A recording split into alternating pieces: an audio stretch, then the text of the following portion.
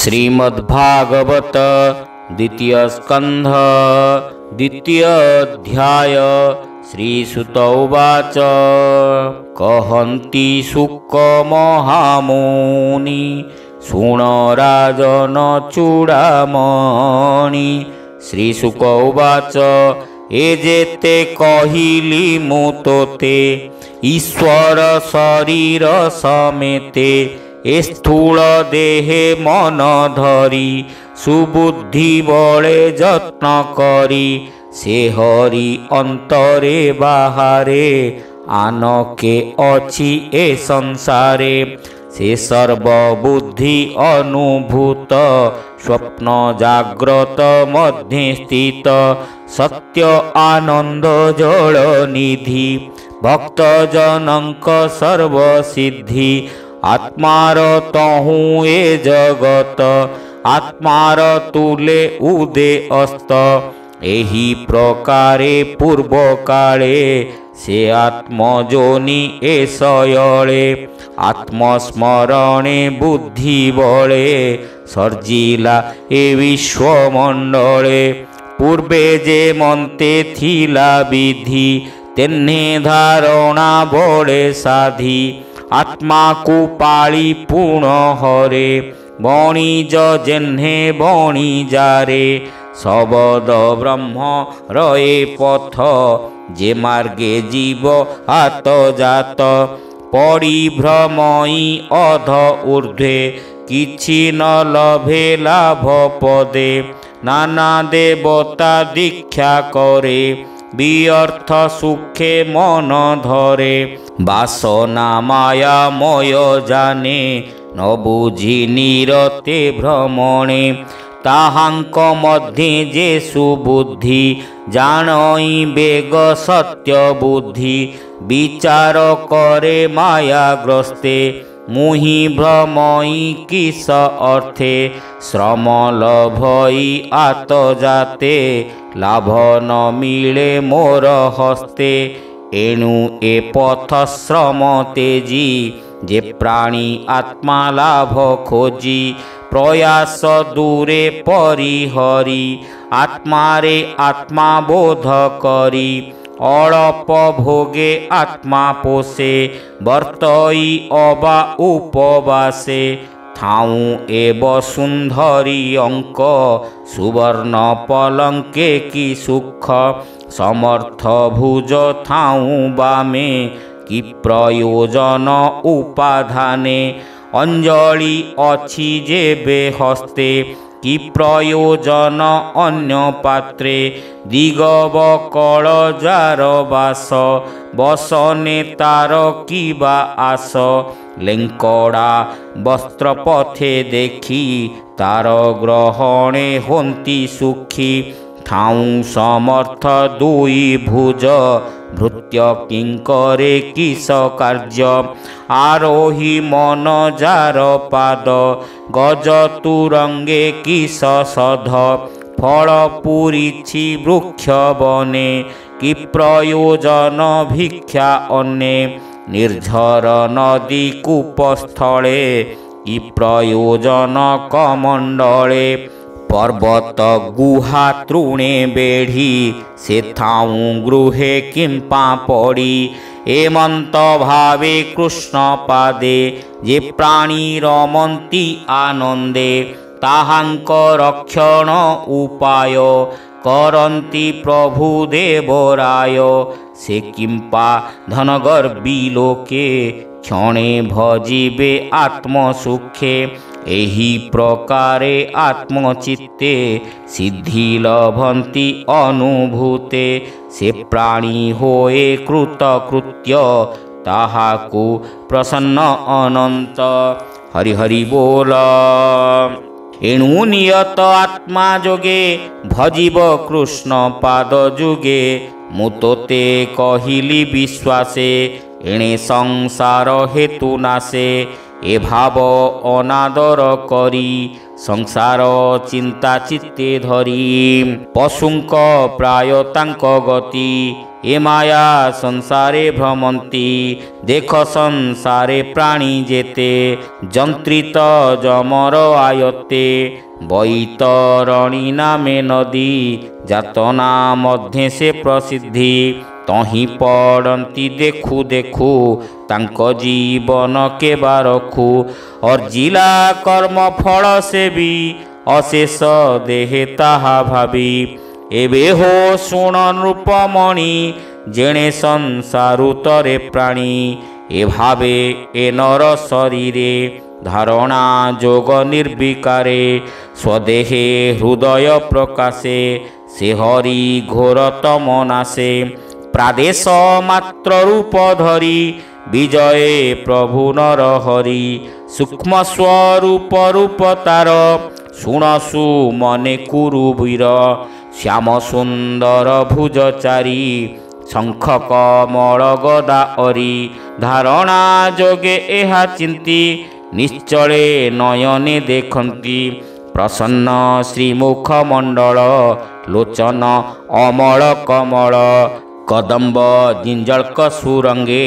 पीतव सन सोहे अंगे सुवर्ण किरीट कुंडल सुंदर अलका कपल अमूल्य हार वक्षस्थले रत्न केयूर बाहुमूले हृदय पद्म मध्ये स्मरी जे पाद ध्याये ब्रह्मचारी से पाद लक्ष्मी रे चिन्हित दिशई अत्यंत शोभित श्रीवत्स कौस्तुभमणि सुवर्ण सूत्रे सुखंजणी आजानु लंबे वनमाळे स्कंधुवेष्टित वक्षस्थले रत्नमेखला कटी माझे अंगुष्टे मुद्रिका विराजे अंगद नुपुर कंकण विविध अंग आभरण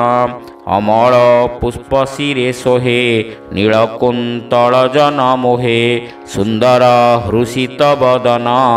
अंजन विराजे नयन भ्रुभंग अनुग्रह मुख भ्रुकुटी कुटिल सुरेख अनेक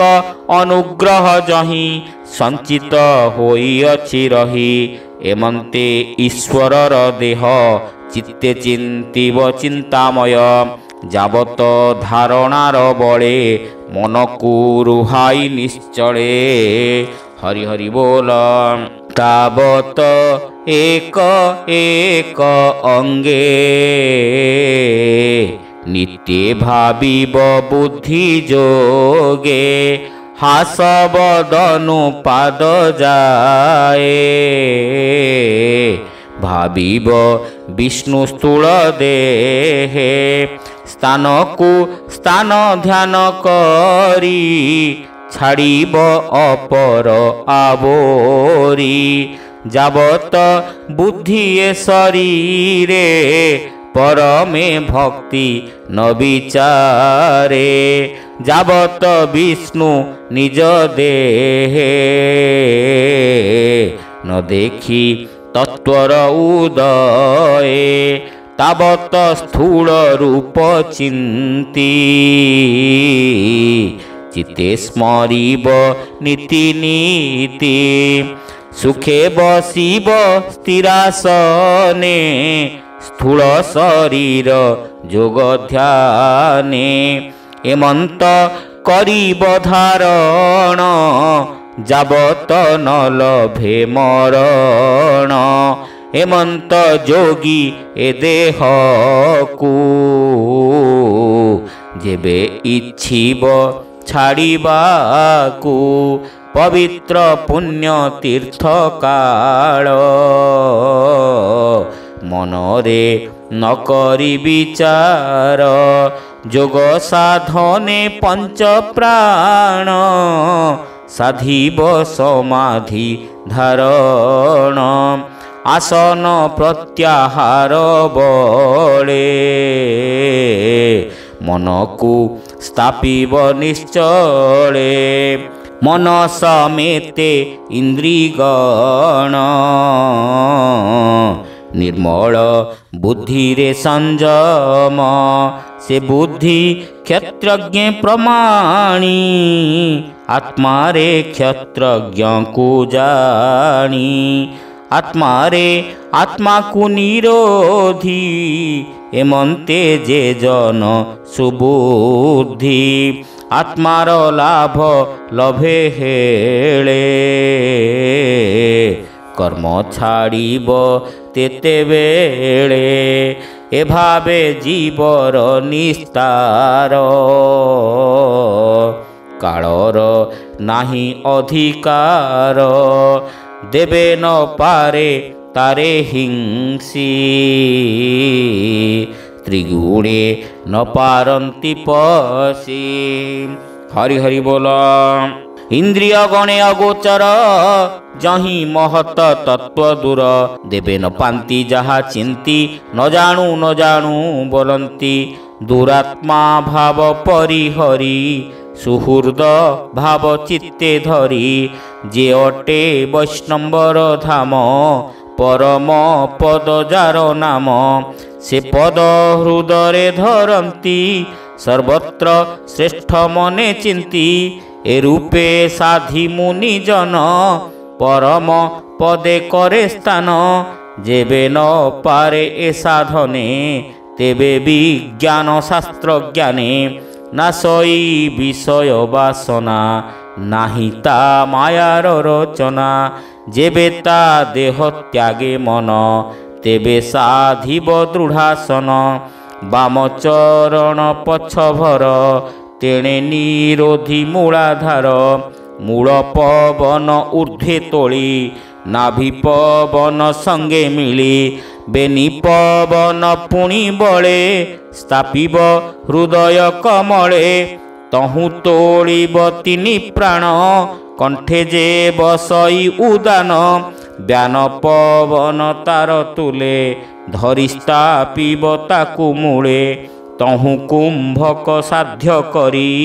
प्राण को भूमंडले भरी निरोध करी सप्तद्वार स्मरण करिब ओंकार जेबे भोगरे मन नाही मुहूर्त अर्ध तही रही नियत थाई जोग बंधे तेबे स्थापिब ब्रह्मरंध्रे निश्चल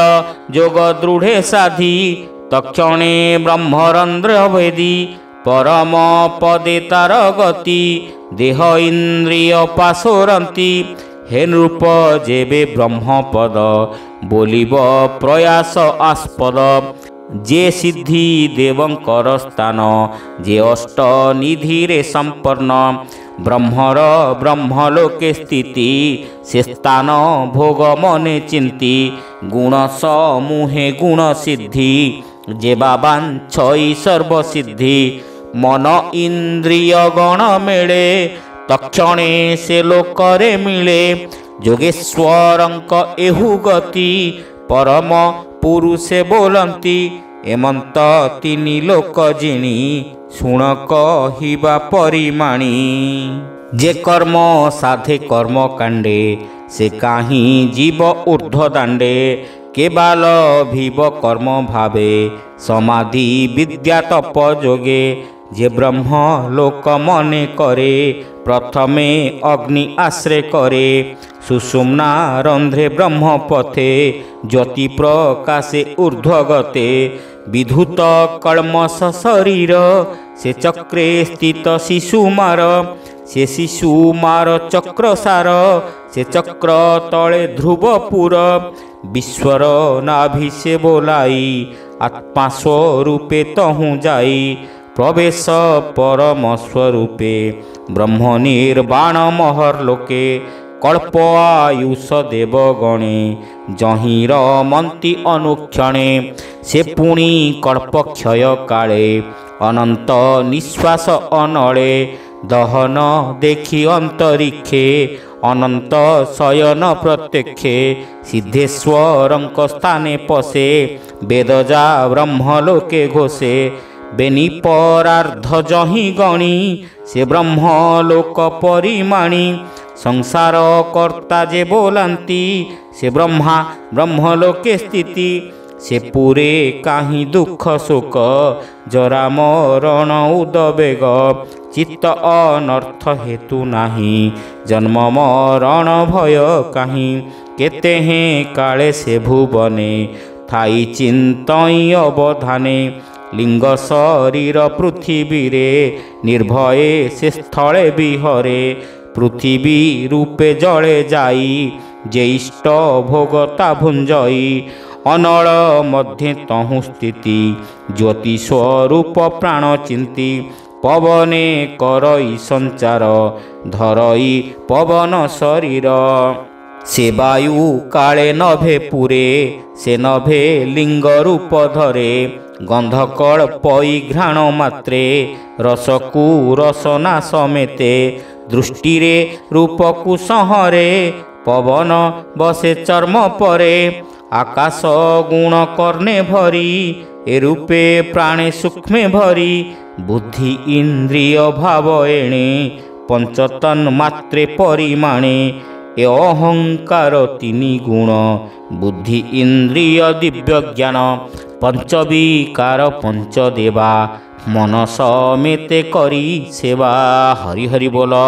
এ পঞ্চদেবতা সমেতে সূক্ষ্ম স্বরূপে মহতত্ত্বে সে তত্ত্ব গুণর সংস্থান প্রধান দেহে হয়ে লীন সে নিত্য শান্তি সনাতনে আত্মা নিরোধে আত্মা জ্ঞানে প্রবেশ করে বিদ্যমানে বিজ্ঞান আনন্দ চেতনে আনন্দ জ্ঞান রস ভোলে শান্তি লভই সুনিশ্চলে এমন্তে ধারণানুভাবে নিশ্চয় পশই বাসুদেবে হরি হরি বল ଅନ୍ତେ ଲଭଇ ଯେଉଁ ଗତି ତାହାକୁ ବୋଲି ଭାଗବତୀ ଯହିଁ ପଶିଲେ ଆତ୍ମା ମନ ନ ଲଭେ ପୁନରାଗମନ ଶୁଣ ହେ ରାଜା ପରୀକ୍ଷିତ ଯେଣୁ ପୁଛିଲୁ ଭାଗବତ ତେଣୁ କହିଲି ଶ୍ରୁତି ଯୋଗେ ତୋର ସମୀପେ ଅନୁରାଗେ ଦୈବେ କାଳ ଅବସାନ ଏବେ କହିବା ଦିବ୍ୟ ଜ୍ଞାନ ବ୍ରହ୍ମାର ତପେ ହୋଇ ତୋଷ ବିଷ୍ଣୁ ଯେ ଦେଲେ ଉପଦେଶ ଯେ ସାଧ୍ୟ ମୁକ୍ତି କ୍ରମ ମୁକ୍ତି ସ୍ୱଭାବ ସିଦ୍ଧ ବେନିଗତି ସେ ପଥ କହିବି ମୁଁ ତୋତେ ଏବେ ତୁ ଶୁଣ ଏକ ଚିତ୍ତେ ସଂସାରେ ସଞ୍ଚରନ୍ତି ଯେତେ ତାଙ୍କ ତାରଣେ ପଥ ଯେତେ ଏହିଟି ଜାଣ ଶିବ ପଥ ତାତହୁଁ ଭକ୍ତି ଯୋଗଜାତ ଯେ କଥା ଶୁଣି ପ୍ରିୟ ଭାବେ ଭକତି ଲଭେ ବାସୁଦେବେ ବ୍ରହ୍ମାର ତପ କଷ୍ଟେ ହରି ଯାହା କହିଲେ ଦୟା କରି ସେ ବ୍ରହ୍ମା ବ୍ରହ୍ମ ବେଦ ସାର ସକଳ ବୁଝି ତିନିବାର ଯେ ଭକ୍ତି ଜୀବ ସୁଖ ପଥ ଏ ଭାବେ ହେଲା ଆତ୍ମେରତ ସେ ହରି ସର୍ବଭୂତ ମଧ୍ୟେ ନିତ୍ୟ ବିହରେ ଆତ୍ମା ପଦେ ବୁଦ୍ଧି ଲକ୍ଷଣେ ଅନୁମାନେ ନିଶ୍ଚଳ ଯୋଗୀ ଯୋଗ ଧ୍ୟାନେ କେଅବା କରିବ ଗୋଚର ଜଗତ ବାହ୍ୟ ଅଭ୍ୟନ୍ତର ଏଘେନି ସର୍ବ ଆତ୍ମା ଭାବେ ସର୍ବଦା କାଳେ ସର୍ବଠାବେ हरिंके श्रुति पथे शुण मुखे निरते नाम भण से हरि कथा मृतरस जे करे श्रुति पथे ग्रास विषय विदूषित चित्त पवित्र करे अंतर्गत गोविंद चरण कमले पसई भक्ति जोग बले ए भागवत रस जेते सुजने पीब श्रुति पथे विषया रसरे नरस कहई जगन्नाथ दास विषया रसरे नरस